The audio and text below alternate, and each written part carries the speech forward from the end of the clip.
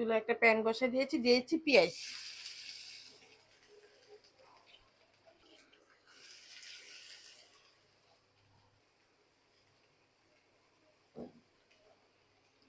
পেঁয়াজটাকে ভেজে আমি নরম করে নিব।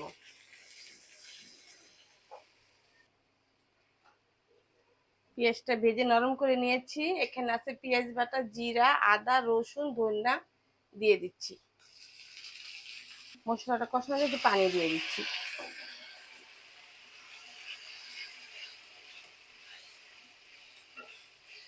মশলাটা আমি ভালো করে কষাই নিব।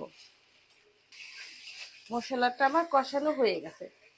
ডিমের কুমড়া রান্না অনেক সহজ। এই যে ডিমগুলো আমি ভেজে রেখেছিলাম দিয়ে দিচ্ছি।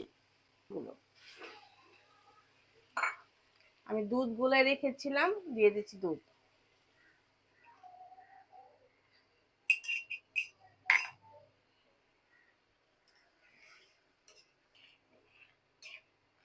পুরানো ভাই বোন সবাই তো জানেন ডিমের কুমড়া কিভাবে রান্না করে। নতুন ভাই বোনদের জন্য, আমার নতুন ছেলে মেয়েদের জন্য, যারা কখনো রান্না করেনি, খুব সহজে এইভাবে রান্না করলে খুব সহজ হবে। রান্নাটা খেতেও খুব ভালো লাগবে। দিয়ে দিচ্ছি 2টা কাঁচামরিচ।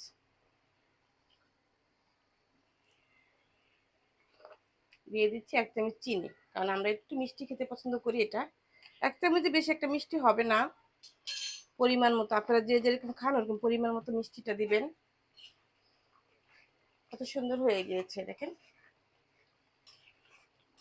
আজকের রেসিপি ডিমের কুমড়া হয়ে গিয়েছে। ভালো লাগলে লাইক, কমেন্ট, শেয়ার করে দেবেন। আল্লাহ হাফেজ।